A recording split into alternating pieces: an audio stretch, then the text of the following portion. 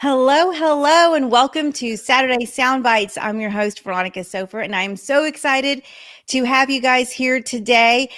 On Saturdays, we talk all things visibility strategy. We talk about marketing, we talk about advertising, public relations, branding, your digital footprint, and how all of those things align to help you have a successful visibility strategy. So, on this show, I bring you expert guests who come from different parts of either media or have a digital background or some sort of expertise that will help you grow your business. So, whether you're an entrepreneur or you run a brick and mortar business, everything we're going to provide you today is going to help you be successful and grow in the areas that you want to grow. So thank you so much for being here. If you are listening on the podcast, please hit subscribe. We want to make sure that you don't miss any of our episodes as those are dropped. And if you're watching on Facebook, let us know you're watching, where you're watching from. Put any questions in the chat and we will be sure to get back to you. And if you happen to catch us on the replay, #replay. We will go ahead and get started. I have an amazing guest today, Jennifer Sargeant with Digital Sargeant. I'm going to tell you, this woman is fantastic. Her knowledge of SEO, of all digital content, of how to get your courses sold, how to launch your business, and really how to be visible on the online space is fantastic. Full disclosure, I use her on several projects, and I'm just thrilled that she's here to share her expertise. So I'm going to bring her up on stage. Welcome, Jennifer. Hi, thank you for having me. So happy to be here. Great, great. So share with us a little bit about who you are, what you do, how you got started, and then we're going to get into some nitty-gritty tips and strategies that people can use to really grow their business. Awesome. Well, my name is Jennifer Sargeant. I'm the owner of Digital Sargeant. And at my core, I'm a local business digital marketing expert. I've been in the industry for 11 years, going back to like MySpace days, so quite a while. And I'm also the owner and creator of Freelance and Financial Freedom Blueprint, where I guide freelancers through the trenches of freelancing, taking them from feeling confused about their strategy to confidently thriving and on a pace of 6 figures using the same exact strategies that I started a year ago, nearly. That's awesome. And that's about when we connected about a year ago. And I was new to this space. We were in the middle of COVID. We were trying to figure out what's next. I had some wonderful projects I was working on with family and friends. And I knew I needed help with the visibility, especially in the digital space. And you came in and you taught me everything I needed to know about SEO, about Google, and all the little tricks and techniques. And so tell us about kind of how you got started in that space before or right after MySpace, I guess. So when I was in college, I'll never forget, it was my senior year, and I looked around the auditorium and realized that there were pretty much a massive influx of students that were about to be applying for the same exact positions, the same exact area. So I could tell it was about to be super saturated. So I needed to separate myself from the crowd. So I decided to create a LinkedIn profile and highlight every single class project I've ever been a part of. I decided to get a blog on WordPress and talk about everything I'm going through, all the things that I'm learning. But what I did is I used that as my portfolio. So when I went to apply for jobs, they could see what I was doing. Well, I applied my goal was to secure a job before I graduated. And I applied for over 200 jobs, and I got to pick where I wanted to go. And I actually chose an agency in Tampa. And I'll never forget when I met with them, they said, "We need somebody for search engine optimization. And by the way, you're already doing it. You're innately doing it already. So you're perfect for the job." And that's how pretty much I started within the trenches. And I was working at Upright Communications for 5 years, working mostly in the vertical market of tire dealers. So I never thought I'd be selling tires on the internet, but I did. And it was so much fun and a totally different industry. I love it. And I love that you can use that same strategy to sell anything, whether it's a book launch or a course or some consulting services that you might have, or just insurance or real estate. And you've got that expertise. Give us a real quick background on what SEO is, why it's important for your business, and how it plays into your overall visibility strategy, because that's the weakness I had that you were able to come in and fill the gap for. Yeah, so SEO, search engine optimization, is essentially showing up on Google for keywords and for the area that you serve and for the services that you offer. So the goal is to show up if somebody were to search, for example, where I live, local business digital marketing. The goal is that I show up on Google. My website shows up in the map pack, which is um, so when you search something on Google, there'll be like a map and then there's like different locations. So you want to be in the map pack and then you want to be underneath the map pack. So when you're dominating page one of Google, then you have a chance of getting more phone calls, more opportunities to close business. So dominating Google should be everybody's like first step in their business, either as a freelancer or if they're helping another local business. Yeah, that's so true. And that's the piece of information that I was missing. My focus is public relations. My focus is traditional media, getting a TV interview, a radio interview. We've worked together on that too. But when I was working on the subscription box, our pop culture subscription box, which is doing very well, by the way, thanks for your help. You helped to teach us how important it was to use keywords and how it needed to align to our brand. And that was really just eye-opening for us. And I challenge everyone listening, whether you're an entrepreneur or brick and mortar business, to go to Jennifer's content. She's got some phenomenal videos, especially on YouTube. And I'll make sure I put that information out there too, on how to do just that. You definitely want to dominate Google for sure. What are some other tips and platforms that people are either not tapping into or not doing a really good job of using it to move the business to the next level? So I would probably say TikTok.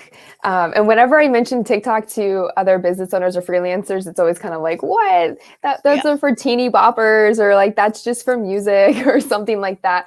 But really, when you're leveraging TikTok, which is a outstanding platform for awareness, you can get massive amount of awareness on TikTok for your brand. So when you're leveraging TikTok, answering questions that your ideal target audience has, and really building a rapport with your audience, it's going to help you generate even more and more of a community for your brand, and then moving all of that over to your website. So now they find you on a high performing platform, then they go to your website, and then when you're ready to run ads, you can retarget them from your pixel. So I think a lot of people are underestimating the amount of possibility within TikTok. Yeah. And I love that we're talking about a funnel and that there's a way to get people back to the end result, which is to increase your business and create awareness. Tell us a little bit about that end goal of using a pixel and running ads, because that's one of the other areas that we've partnered on that people aren't thinking about. And again, this information is perfect for people who are transitioning from either a 9 to 5 or who are just looking to leverage their side hustle, or like Jennifer said, freelancers who are trying to figure out how to scale up, or full on entrepreneurs. This strategy works for everyone. Exactly. So no matter what, even if you don't plan on running ads, in your near future, add the pixel to your website, because if you're generating a lot of data and a lot of traffic to your website, then let's say in a year you decide to run ads. Well, now you have a lot of volume that you can target and reach people who have been on your website. So if they've been on your website, they're interested in what you have to say or offer in some level. So retargeting them whenever you're ready to advertise can be great for your business and staying top of mind, even if you're not even sure if you're going to run ads. That's one of the first things I did when I started. Was I got a website, I added a pixel, and then I started working on Google. So that's pretty much like the foundation of getting started. But when you really scale it back, it's really the beginning roots of laying a foundation for a legacy business. Yeah. No, I love it. I love that. So get a website, get your Google Pixel loaded as fast as you can, and get ready to start running ads when you're ready for that. Yeah, that's perfect. So tell us a little bit more about the types of projects that you work on and how you work with folks, and how you help them with their digital visibility.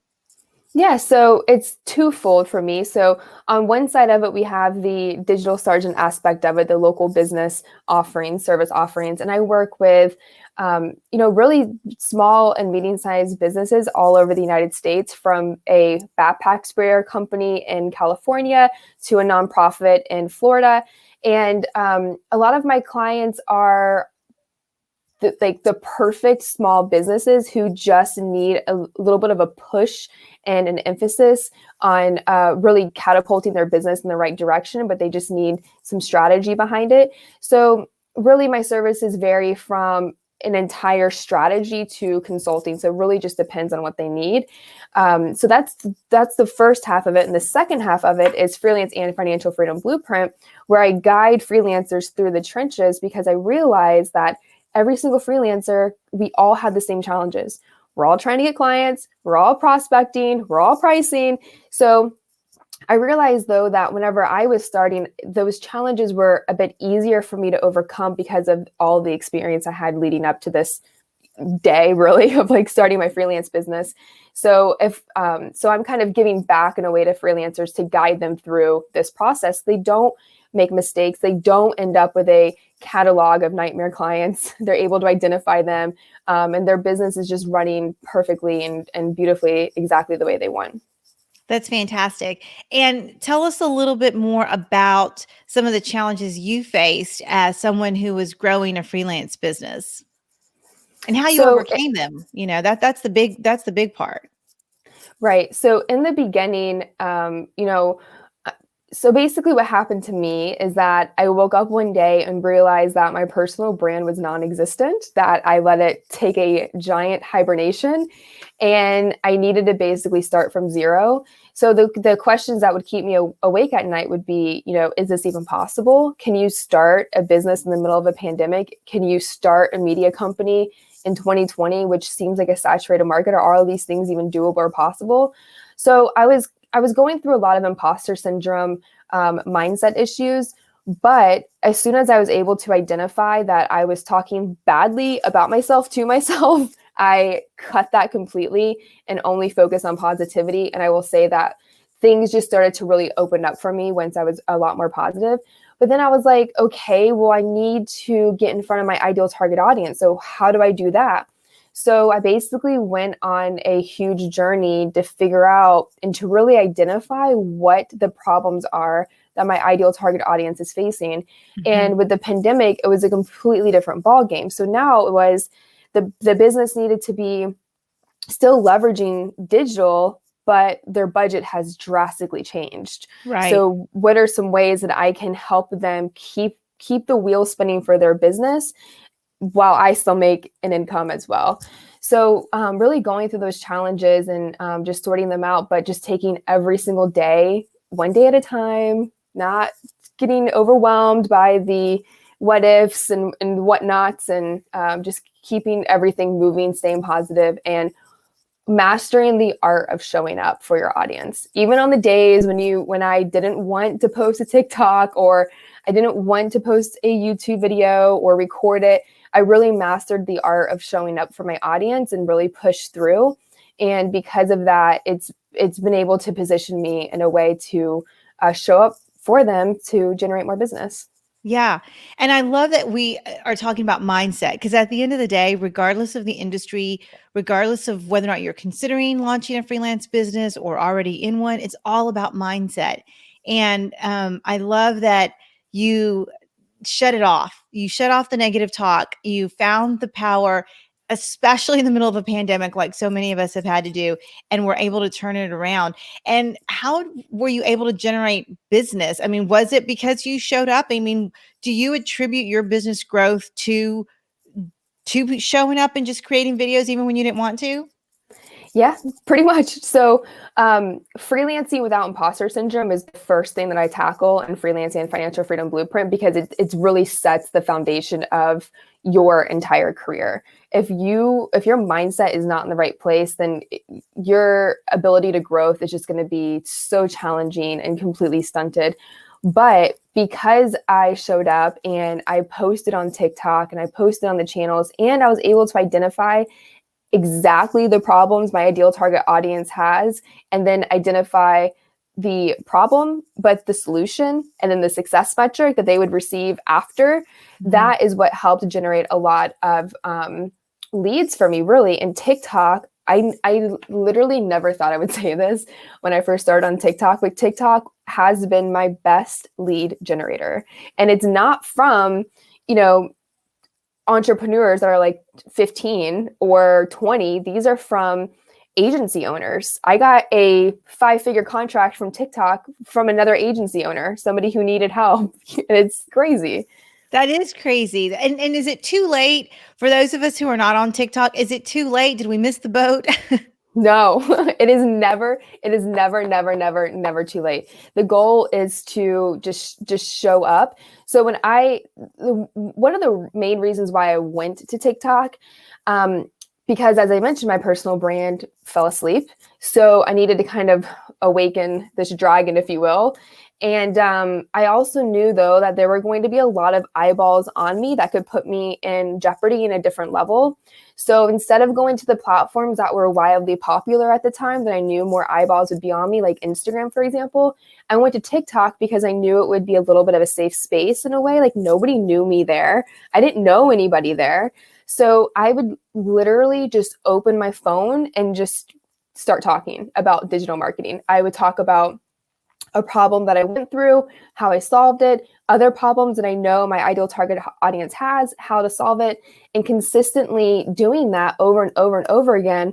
My beginning TikToks are wretched. They're terrible, but the people love them, and I got better as I moved along. And it is absolutely 113% not too late. Well, that's something to think about because I've played around with it, but I haven't made a commitment to jump in. I jumped into Clubhouse.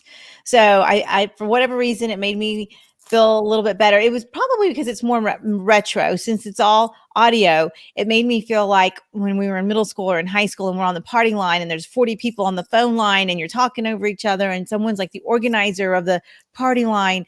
I think it kind of was reminiscent of that for me, but I personally, one of our guests, Trey Cerna, he's been on our show before. He went from being a television broadcaster in the news business to a TikTok influencer, and now he's just blown up, and it's fantastic. So I know that there's opportunity there for all kinds of business owners, and I love that what you're talking about is not about trending, influencing space. You're talking about legitimate brick and mortar agencies and groups like that. So what are just 2 or 3 tips for people who are looking into TikTok right now? What do we need to know if we know nothing about it? If you know nothing about it, number one, take 1 week to really understand the platform, understand how to use the app, the For You page, the following page, the hashtags. Take some time to really understand how people are using the platform. Then take time to start practicing making content. And you have 15-second clock and you have a 60-second clock. And of course, the 15-second clock is going to be the best because people are in a rush and they're moving along. So if you can crank out a ton of valuable content in 15 seconds, that's a great thing to master. And the third thing I would say is just to be authentic and to have fun. Because one thing that I have really noticed about TikTok is that they thrive on being authentic, and they will call you out pretty quickly if they can tell something is not authentic, or if something, like, let's say you're identifying like a minor problem, like, oh gosh, my hair's frizzy today, and like you say that on camera.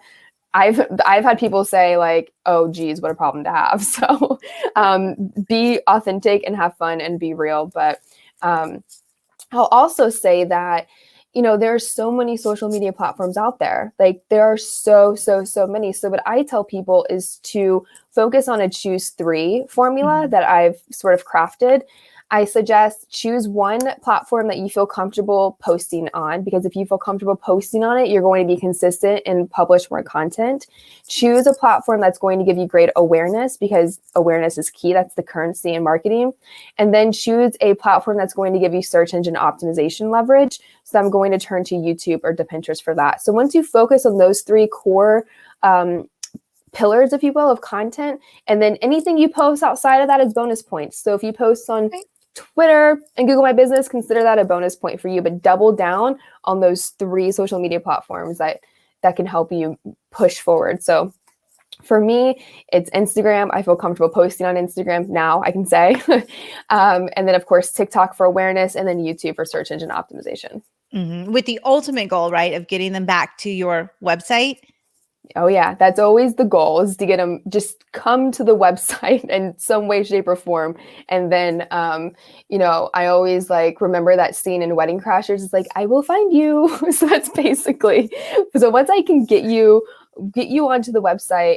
And then, of course, there are ways to see, people falling into your funnel. And that's always the most magical part of it. So I love seeing somebody subscribe to me on YouTube, and then I see them comment on YouTube, and then I see them comment on a blog post, and then I see them join my email community. Oh, and then 2 hours later, they send a contact. Hey, I think I need your help. How can we work together? That's awesome. And so for me, for instance, because since I've got you on the show and I'm looking for some good content and suggestions, you've helped me set up the Facebook pixel for my website and my courses. So I come to you and I'm saying, okay, Jennifer, my website's been up now almost a year or maybe 6-9 months since we've been working together. And I tell you, I now have a budget for ads. What's the first thing you're going to have me do? Ooh, the first thing I'm going to have you do is put together an awareness campaign. So now I'm going to take it to the top of the funnel. So I'm going to publish a awareness campaign. I'm going to get a lot of eyeballs on this awareness campaign and generate even more traffic to your website.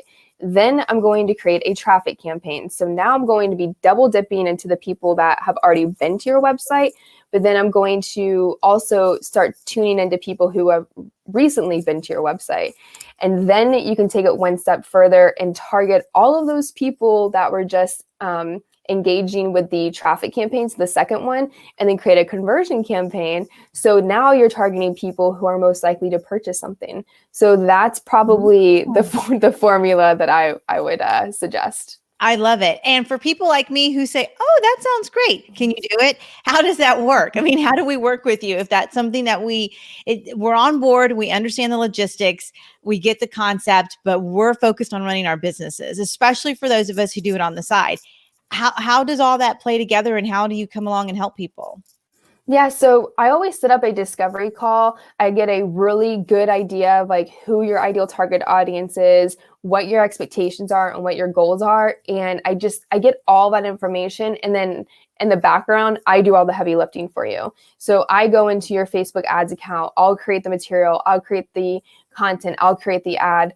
But moreover, I'm looking at your ad at least once a day and identifying, is this performing the way we want? Is this meeting our expectations? Is the cost per result getting to be too high? Because that's always the perfect formula. You want to reach a lot of people for less amount of money. So always looking at that.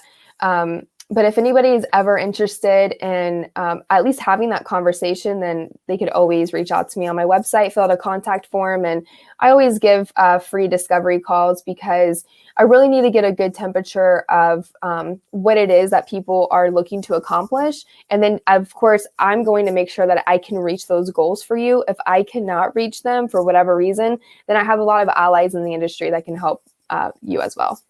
Yeah. And that's a great way of talking about it, because we've talked about workloads, and as freelancers, we have to balance home life, professional life, side hustle life, and all the other passions that keep us going as a whole person. And I know we've talked a lot about having capacity.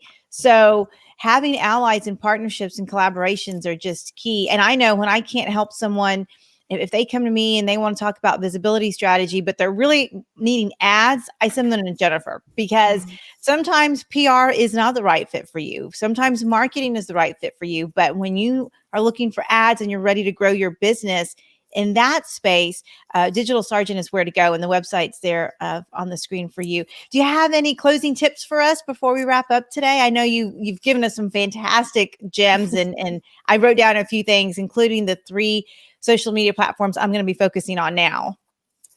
Yeah, so a few takeaway things is really just master the art of showing up for your ideal target audience, really sort out the problems that they have and identify how you can help them, the solutions that they have, and, just have fun with it.